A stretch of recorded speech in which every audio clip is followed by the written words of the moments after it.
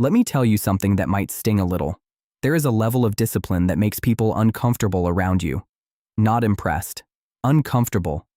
Have you ever seen that one person who just never breaks? They wake up at the same time every day. They train when tired, they work when distracted, they don't react when insulted, they don't slow down when doubted. While everyone else negotiates, they execute. And after a while, people stop calling them motivated. They start saying, that's not normal. Exactly. Today we step into that level. This is rational chaos, where we build mental structure and emotional discipline, not motivation. Hard truth, you don't lack potential, you lack final decisions. Subscribe to Rational Chaos if you're ready to change that. Let's begin. Number 1. Discipline begins when negotiation ends.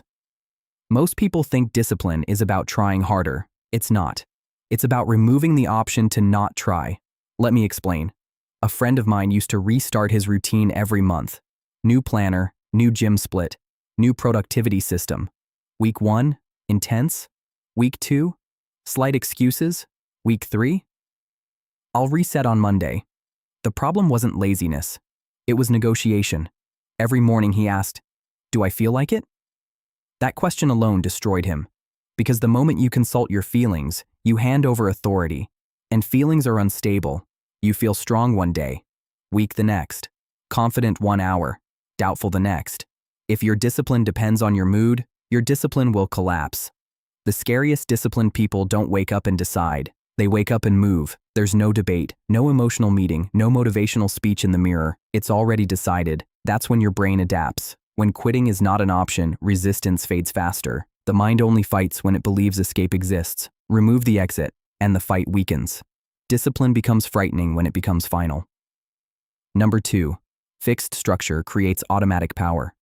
Here's where most people sabotage themselves. They say, I'll work out sometime today. I'll read when I get time. I'll meditate when I feel calm. That's vague discipline, and vague discipline produces fragile results. The highest performers remove time as a variable. Same time, same place, same order. Why? Because every small decision drains mental energy. When you decide daily when and how to act, you exhaust yourself before execution even begins. I once met a man who woke up at 4:45 a.m. every single day. I asked him how he stayed motivated. He looked confused. He said, motivated for what? It's just what I do.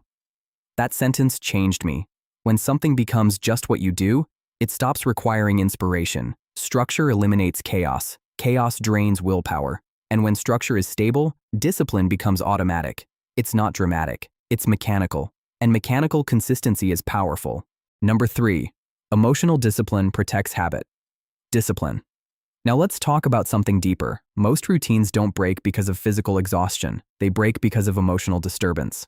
Someone criticizes you. Someone questions your ability. Someone throws a little disrespect. And suddenly your chest tightens. Your mind replays that moment.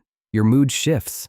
And now the workout feels heavier. The work feels pointless. The routine collapses. Not because you're tired, because you're emotionally shaken. The strongest disciplined individuals aren't emotionless. They're stable. When insulted, they don't explode. When doubted, they don't shrink. They observe, they remain, and they continue. Anger is not strength. It feels powerful, but it's surrender. The moment you shout, explode, or lose calm, you hand control to the trigger. And once someone controls your emotional state, they indirectly control your habits. That's dangerous. Emotional discipline means this. You feel the reaction, but you don't obey it. You can feel anger and still execute. You can feel doubt and still show up. You can feel tired and still move. That's rare, and that's terrifying to watch, because most people are controlled by their internal weather. The disciplined are controlled by principles. Number 4. Repetition without drama. Builds identity. Here's a truth most ambitious people don't like. Variety kills consistency. People constantly change routines because they get bored. New workout, new app, new method. It feels productive. But every change resets the mental automation process. Repetition is what builds identity. When you repeat the same behavior daily in the same order under different emotional states, your brain eventually stops resisting. It becomes automatic. At first, it felt boring. That's the test. Boredom is where weak discipline dies. If you need excitement to act, you're emotionally dependent. But when you can execute without hype, without music, without external stimulation, you've crossed into another level. I experienced this during a period when life felt chaotic, stress everywhere, distractions everywhere. But I kept the same structure, even when it felt robotic, and around week 6, something changed. I stopped arguing internally. The actions started happening before the excuses formed. That's identity locking in. You are no longer someone trying to be disciplined. You are disciplined. There's a difference. Trying requires effort. Being requires alignment. And alignment is quiet power. Number 5. No gaps. Ever. This is the level that separates serious individuals from everyone else. Most people don't fail dramatically. They fail slowly. They miss one day, then 2, then they restart next week. A single gap reintroduces negotiation. Since I missed yesterday, I'll start fresh Monday. Let me plan better. That crack expands fast. The scariest disciplined people don't allow 0 days. Not perfection, continuity. If they're sick, they scale down. If they're traveling, they adapt. If they're exhausted, they shorten. But they never create absence. Momentum is fragile. Protect it. There was a time I almost broke this rule. Overwhelmed, mentally drained. It was tempting to pause everything. But instead of stopping, I reduced. 5 push-ups instead of 50. 1 page instead of 20. 2 minutes of stillness instead of meditation perfection. It wasn't impressive, but it was continuous. And that continuity preserved identity. That's when I understood something powerful. Discipline is not intensity. It's non-interruption. And when people see someone who never interrupts their commitment, they react. They say you're extreme, obsessive, unbalanced. But what they're really reacting to is contrast. Your stability exposes their inconsistency. Your calm exposes their reactivity. Your execution exposes their excuses, and that makes them uncomfortable. That's why this level of discipline looks scary, because it removes the emotional drama most people hide behind. Let me ask you something honestly.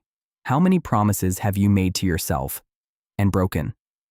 Not because you couldn't, but because you felt something. Tired, doubtful, unmotivated, embarrassed. That's an emotional dictatorship. And until you overthrow it, you will live in cycles.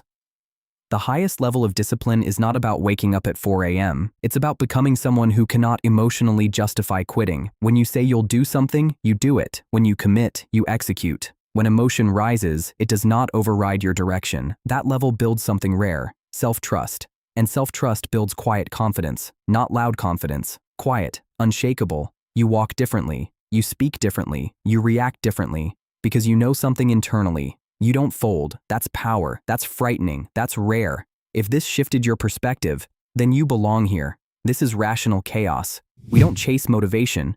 We build structure and sharpen the mind until it stops negotiating with comfort. If this hit you, tell me in the comments what part challenged you the most, and subscribe to Rational Chaos if you're ready to build discipline that doesn't depend on mood.